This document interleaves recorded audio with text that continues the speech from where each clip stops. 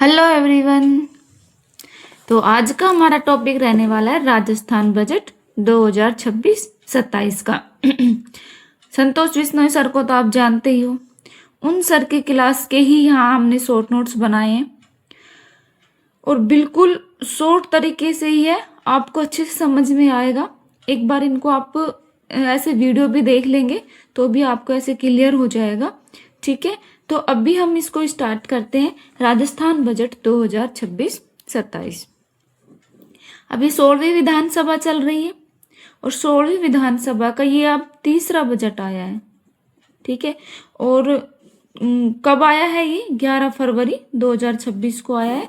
वित्त मंत्री कौन है? दिया कुमारी, इनके द्वारा ये बजट प्रस्तुत किया गया है। ये बजट स्टार्ट करें उससे पहले कुछ थोड़ी सी जानकारी हम देख लेते हैं। जो 2012-13 का बजट आया था वो पहला जेंडर बजट था। 2021-22 का जो बजट था वो पेपरलेस बजट था। 2022-23 का था वो पहला कृषि बजट था और 2025-26 का जो बजट आया था वो पहला ग्रीन बजट था। ठीक है, पहला जो बजट आया था 1952 में आया था, जो नाथूराम मिर्धा के द्वारा प्रस्तुत किया गया था। वहीं हम सर्वाधिक बजट की बात करें तो सर्वाधिक बजट अभी तक वसुंधरा राजे ने और अशोक गहलोत ने 10-10 बार प्रस्तुत किया है। ठीक है, अब हम स्टार्ट करते हैं 2026-27 के बजट में क्या क्या काम किया गया है। विकसित राजस्थान @2047 की संकल्पना प्रस्तुत की गई है। इसमें 4 स्तंभ रखे गए हैं। इन 4 स्तंभ का नाम रखना है ज्ञान, GYAN, जी गरीब, Y युवा, A अन्नदाता और N क्या हो गया? नारी शक्ति। तो पूछ लिया जाए विकसित राजस्थान @2047 के 4 स्तंभ कौन से हैं? तो ये 4 स्तंभ है गरीब, युवा, अन्नदाता और नारी शक्ति, ज्ञान। शॉर्ट में इसको क्या बोलते हैं? ज्ञान। ठीक है, उसके बाद हम देखते हैं किसान सम्मान निधि योजना। इसमें 76,18,000 किसान को 10,900 करोड़ की सहायता राशि दी जाएगी। कितने की राशि दी जाएगी? 10,900 करोड़ की सहायता राशि दी जाएगी। इसके बाद हम देखते हैं कि 28,400 करोड़ की पेंशन दी जाएगी। 91 लाख से अधिक लाभार्थी रहेंगे। इसमें पेंशन कितने की दी जाएगी? 28,400 करोड़ की पेंशन दी जाएगी। इससे 91 लाख को लाभ मिलेगा। और गेहूं के MSP के ऊपर, इंपॉर्टेंट है ये याद रखना, गेहूं के MSP के ऊपर 150 रुपये प्रति क्विंटल बोनस राशि दी जाएगी। कितने रुपए क्विंटल? 150 रुपये प्रति क्विंटल बोनस राशि दी जाएगी। और 2,05,000 से अधिक विद्युत कनेक्शन किए जाएंगे। कितने? 2,05,000 से अधिक। इंपॉर्टेंट है, याद रखना। इसके बाद हम देखते हैं कि ये जो बजट है ये इस संकल्पना पर आधारित है कि संकल्प से सिद्धि, नियत से नीति और आकांक्षा से उपलब्धि की ओर अग्रसर करने वाला ये बजट है। संकल्प से सिद्धि, नियत से नीति, आकांक्षा से उपलब्धि की ओर अग्रसर। चलिए, इसके बाद हम देखते हैं 2023-24 की अगर हम तुलना करें तो अभी 2026-27 का जो है उसमें जो अर्थव्यवस्था है उसमें ये 41.39% की वृद्धि हुई है। कितने की वृद्धि हुई है? 41.39% की वृद्धि। इसको रट लेना है आपको। 41.39% की वृद्धि हुई है और वृद्धि होकर अब कितनी हो गई है? 21,52,100 करोड़। इसको याद रखना आपको, 41.39%। इसकी तुलना में 25-26 की समाप्ति तक अभी बताया है कि 25-26 की समाप्ति पर प्रति व्यक्ति जो आय है पहले कितनी थी? 23-24 में 1,67,000 थी। अब बढ़कर कितनी हो जाएगी? 25-26 की समाप्ति की बात कर रहे हैं, कितनी हो जाएगी? 2,02,349 रुपये हो जाएगी। आय व्यय का यहाँ पर अनुमान लगाया गया है कि इतना हो जाएगा। ये आंकड़ा आपको याद रखना है, 2,62,781 करोड़ आय व्यय अनुमान है ये। अब तक आय व्यय का अनुमान कितना है लगाया है अब तक?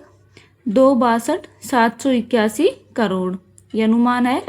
और इसमें इनका ये जो क्रम है उस क्रम को याद रखना है कि इसमें पहले नंबर पर कौन आएगी, आधारभूत संरचना, फिर शिक्षा व ज्ञान, ग्रामीण विकास, सामाजिक सशक्तिकरण, स्वास्थ्य कल्याण, शहरी विकास। इनका ये क्रम याद रखना है, ज़्यादा नहीं तो इसमें आप ये 6 क्रम तक ही याद कर लेना। इसमें ये ट्रिक है IERSHU, इस ट्रिक से याद रख लेना आप, ठीक है।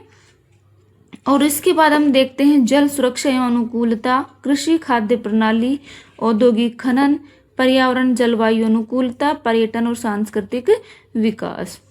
इनकी परसेंटेज की बात करें तो आधारभूत संरचना में इनका जो आय व्यय अनुमान कितना है, 22.25%, ठीक है। अभी इतना कुछ आंकड़ा याद रहने की आशंका नहीं रहती है, फिर भी आप इनका क्रम तो कम से कम याद रख सकते हैं कि ये इनका क्रम रहेगा। और आधारभूत संरचना में इसका कितना मान रहेगा, 22.25%। और संख्या में देखें तो 58,460.44 करोड़ ये रहने वाला है। उसके बाद हम देखते हैं राजकोषीय देनदारियों का घटता क्रम, इनका क्रम याद करना है। अब यहाँ से एक प्रश्न पहले पूछा गया है कि सर्वाधिक योगदान किसका है इसमें राजकोषीय देनदारी में, तो आंतरिक ऋण का सर्वाधिक योगदान रहता है।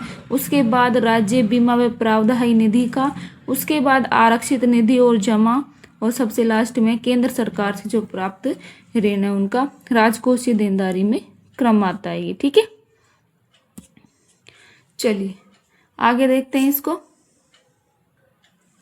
उसके बाद हम देखते हैं विभिन्न क्षेत्रों में कितना व्यय होता है,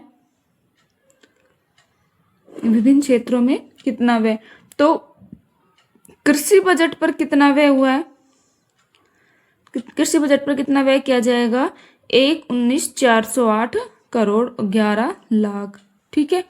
तो इसमें पूरा 1 लाख है, इसका कृषि बजट पर कम से कम इतना याद रख लेना कि पूरा 1 लाख करोड़ और लास्ट में कितना है, 11 लाख है। स्टार्टिंग में 1 लाख करोड़ है और लास्ट में 11 लाख है। Green budget 33,475 crore. वहीं जेंडर बजट की बात करें तो 61,000 करोड़, ये सी मतलब करोड़ है। एससी उपयोजना बजट की बात करें तो 46,996 करोड़।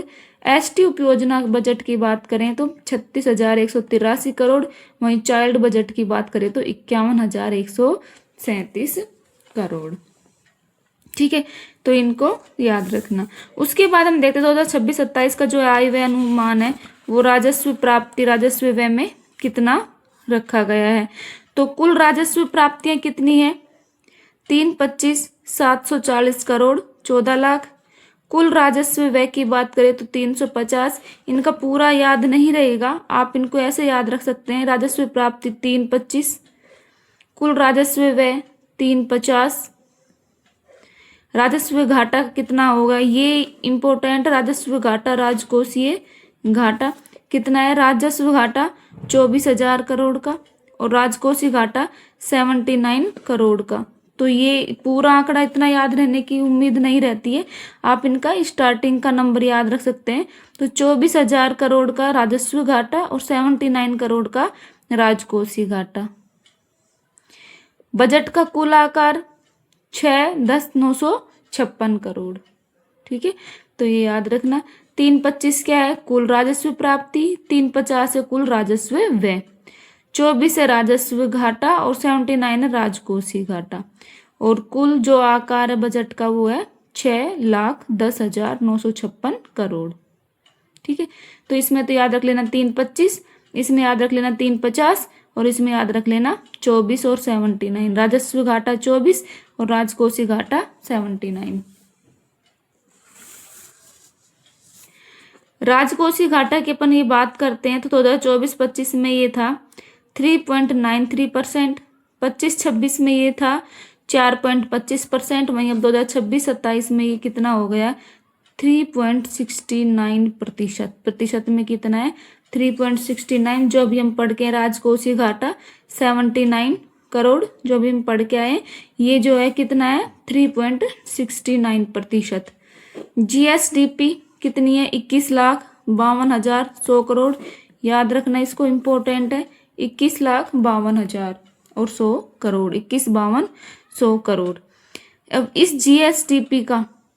जीएसडीपी का राजकोषीय घाटा कितना है? 3.69%। और कुल ऋण और अन्य दायित्व कितने इस जीएसडीपी का? 36.8%। ठीक है, ये 3.6 है, ये पूरा 36 है। ठीक है, ये जीएसडीपी जितनी अपनी उसका राजकोषीय घाटा, ये याद रखना है, ये इंपॉर्टेंट है, इसको याद रखना। पूंजीगत व्यय कितना है? 53, बस इतना याद रख लेना आप, 53, 978 करोड़ पूंजीगत व्यय 53 है। पूंजीगत प्राप्ति कितनी है? 46.70%, 46.70%। ठीक है, एक पूंजीगत प्राप्ति होती है और एक राजस्व प्राप्ति होती है। तो राजस्व प्राप्ति 4 प्रकार की होगी, इनका हम अलग अलग से क्रम देखेंगे। और पूंजीगत प्राप्ति जो होती है वो उसका मान कितना है, कितना प्रतिशत है? 46.70%। पूंजीगत प्राप्तियों में सर्वाधिक योगदान किसका है? लोक ऋण का है। पूंजीगत प्राप्ति में सर्वाधिक योगदान लोक ऋण का आता है। उसके बाद हम देखते हैं कि जो राजस्व प्राप्तियां वो 4 प्रकार की, कितने प्रकार की? 4 प्रकार की है। राज्य के कर राजस्व, राज्य का जो स्वयं का कर है वो, और केंद्रीय करों में कितना हिस्सा है ये? केंद्रीय सहायता और कर विभिन्न राजस्व। तो इनका प्रतिशत दिया हुआ है, इनका क्रम याद रखना है राजस्व प्राप्तियों का। राज्य के कर राजस्व, केंद्रीय करों में हिस्सा, केंद्रीय सहायता और कर विभिन्न राजस्व। तो सर्वाधिक जो है वो क्या है? राज्य का जो स्वयं के जो कर है वो सर्वाधिक आता है। प्रतिशत की बात करें तो 26.62%। अब ये जो राज्य के स्वयं के जो कर है वो भी विभिन्न प्रकार से आते, कौन कौन से? जैसे एसजीएसटी का कर हो गया, बिक्री कर हो गया, राज्य उत्पाद शुल्क हो गया, वाहनों पर कर हो गए, अन्य कर हो गए, भू राजस्व हो गए, मुद्रांक और पंजीयन हो गया, विद्युत पर कर हो गया। तो ये राज्य की स्वयं के कर है और टोटल प्रतिशत कितना आता है इसका? 26.62%। तो ये राजस्व प्राप्तियां किस किस से हो रही है? ये चीज इसमें दी है, 4 प्रकार से है। इनका क्रम याद रखना आपको, इसमें अवरोही क्रम दिया हुआ है। तो सर्वाधिक जो योगदान है इसका राज्य के कर स्वयं का है 26.62%। उसके बाद हम देखते हैं केंद्रीय करों में हिस्सा, इनका भी क्रम याद रखना है। केंद्रीय करों में कितना हिस्सा भी हम यहाँ देख के आए। केंद्रीय करों में हिस्सा, राज्य के स्वयं के कर तो ये देख लिए। अब केंद्रीय करों में किस किस का हिस्सा है? तो एक तो जीएसटी वस्तु सेवा कर की बात हो जाएगी, उसके बाद है निगम कर, फिर आयकर, फिर सीमा शुल्क, फिर संघ उत्पाद शुल्क और फिर है सेवा कर। तो इनका क्रम याद रखना है। इसके बाद हम देखते हैं कि ये जो विकसित राजस्थान एक्ट @ 2047 है, इसके 10 स्तंभ बताए हैं। कितने स्तंभ बताए हैं? 10 स्तंभ बताए हैं। और हर स्तंभ को आपको याद रखना है कि पहले स्तंभ में किसकी बात की है, दूसरे में किस चीज की बात की हुई है, तो ये आपको याद रखना है। तो पहले स्तंभ में इसकी अवसंरचना की बात की गई, सबसे पहले संरचना बना देंगे। दूसरे स्तंभ में नागरिक सुविधाओं में गुणवत्ता युक्त जीवन स्तर में वृद्धि करनी है। ठीक है, फिर गुणवत्ता युक्त जीवन स्तर करना है। तीसरे स्तंभ में औद्योगिक विकास, उद्योगों का विकास करना है। चौथे स्तर में मानव संसाधन का सशक्तिकरण करना है। 5वें में सुदृढ़ सामाजिक सुरक्षा प्रणाली। 6 में क्या आ जाएगा? छठे स्तंभ में पर्यटन, कला, सांस्कृतिक धरोहर से संबंधित हो जाएगा। 7वें स्तंभ में बात की है सुशासन और डिजिटल परिवर्तन की। 8वें स्तंभ में बात की है कृषि विकास और किसान कल्याण की। 9वें स्तंभ में बात की है हरित विकास और पर्यावरणीय सततता की। और 10वां जो है इम्पोर्टेंट है, 2047 तक 4.3 कितना? 4.3 ट्रिलियन डॉलर की मजबूत अर्थव्यवस्था। ठीक है, तो अब ये सभी स्तंभ हम एक एक करके पढ़ने वाले हैं।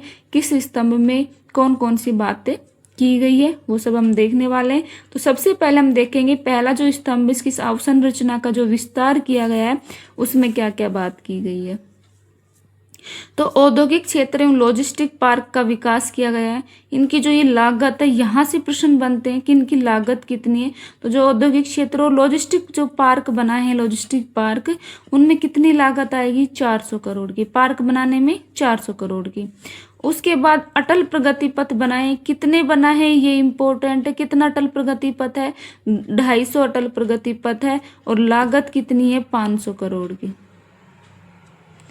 500 किलोमीटर लंबाई के स्टेट हाईवे, 500 किलोमीटर लंबाई के स्टेट हाईवे रहेंगे। इंटेलिजेंट ट्रांसपोर्ट सिस्टम ITS पर आधारित रहेंगे ये। और लागत कितनी आ जाएगी? 2700 करोड़। स्टेट हाईवे जो कितने लंबाई का? 500 किलोमीटर लंबाई का। और लागत कितनी रखी जाएगी इसमें? 2700 करोड़ की। इसके बाद हम देखते हैं 1000 किलोमीटर लंबाई से अधिक की सड़क। जो 1000 किलोमीटर लंबाई की सड़क है उसको राज्य राजमार्गों में क्रमोन्नत किया जाएगा। और जो 2000 किलोमीटर से अधिक लंबाई की जो सड़क है उनको मुख्य जिला मार्गों में क्रमोन्नत किया जाएगा। 1000 किलोमीटर लंबाई की सड़क होगी और एक होगी 2000 किलोमीटर लंबाई की। 1000 किलोमीटर तक की को राज्य राजमार्गों में और 2000 किलोमीटर लंबाई की मुख्य जिला मार्गों में। 2047 तक सड़क दुर्घटनाओं में होने वाली जो मृत्यु होती है उसमें 90% की कमी की जाएगी। 2047 तक हो जाएगी जो सड़क दुर्घटना में मृत्यु होती है तो उसमें 90% की कमी हो जाएगी। 400 से अधिक पेयजल परियोजना के कार्य किए जाएंगे। कितनी पेयजल परियोजना? 400 से अधिक। लागत कितनी आ जाएगी इसमें? 24,000 करोड़ की। अब यहाँ पर दो परियोजनाओं के नाम दिए गए हैं, परवन अकावद परियोजना और नवनेरा परियोजना। जो परवन अकावद परियोजना है वो कोटा, बारा और झालावाड़ में। कितने की लागत आ जाएगी? 3500 करोड़ की। वहीं नवनेरा परियोजना कोटा बूंदी के गांव शामिल होंगे इसमें और 1100 करोड़ रुपए की इसमें लागत आ जाएगी। इसके बाद हम देखते हैं सेंटर ऑफ एक्सीलेंस की स्थापना की गई है कहाँ पर? जयपुर में। ये याद रखना है, परवन अकावद परियोजना कहाँ पर है, नवनेरा परियोजना कहाँ पर, और सेंटर ऑफ एक्सीलेंस की स्थापना कहाँ की जाएगी? जयपुर में। और लागत कितनी है? 10 करोड़ की। सशक्त जल प्रबंधन हेतु इनकी स्थापना की जाएगी और जयपुर में bureau of water use efficiency की स्थापना की जाएगी। Bureau of water use efficiency की स्थापना। इसके बाद देखते हैं मुख्यमंत्री जल जीवन मिशन जो शहरी है उसमें 62-45 गांव शामिल हो जाएंगे। 500 करोड़ रुपए का व्यय आएगा और इसका जो सेकंड चरण है उसमें 83 शहरों में जल आपूर्ति की जाएगी। कितने शहरों में? 83 शहरों में। अमृत 2.0 योजना 3 लाख पेयजल कनेक्शन किए जाएंगे। इस योजना के तहत ये योजना आई थी अमृत 2.0 योजना। इसमें 3 लाख पेयजल कनेक्शन किए जाएंगे। 3 लाख पेयजल कनेक्शन। और जल जीवन मिशन जो ग्रामीण है उसके तहत 14 लाख से अधिक जल कनेक्शन दिए गए हैं। 14 लाख से अधिक। इसके साथ ही राजस्थान स्टेट वाटर पॉलिसी भी लाई जाएगी। तो ये सब थे इसमें इसका पहला स्तंभ। इसके बाद देखते हैं इसी स्तंभ में सौर पार्क की स्थापना की जाएगी ज्वाइंट वेंचर के माध्यम से। लागत कितनी आएगी? 2900 करोड़। क्षमता कितने क्षमता के? 30 मेगावाट क्षमता के सौर पार्क बनाए जाएंगे।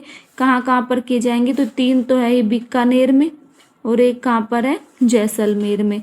तो बीकानेर का मेहरासर, दीनसर, बराला, सवाईसर, करनीसर, भटियान और बिकलोई, ये तो हो गए बीकानेर के। और जैसलमेर का हो गया रागवा सेहुआ क्षेत्र।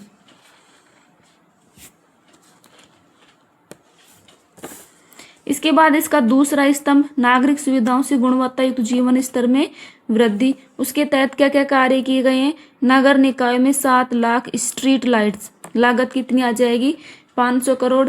और पंचगौरव योजना के तहत जो कार्य किए जाएंगे वो 150 करोड़ रुपए का खर्च किया जाएगा। राज सेतु फंड की स्थापना इंपॉर्टेंट। राज सेतु फंड की स्थापना। राज सेतु की full form Rajasthan structured enable for transformative urban and infrastructure financing fund. स्थानीय निकाय और राजकीय उपक्रम हेतु ये राज सेतु फंड की स्थापना की गई है। इसके बाद हम देखते हैं तीसरा स्तंभ।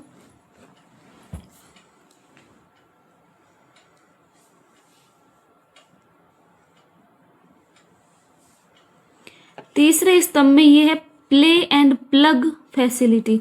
इसमें ये औद्योगिक विकास संबंधित कार्य किया जाएगा। Plug and play facility important है, संभाग मुख्यालयों पर किया जाएगा और 350 करोड़ का खर्चा आएगा। इसके अलावा राजस्थान फाउंडेशन की 14 नए चैप्टर शुरू किए गए हैं।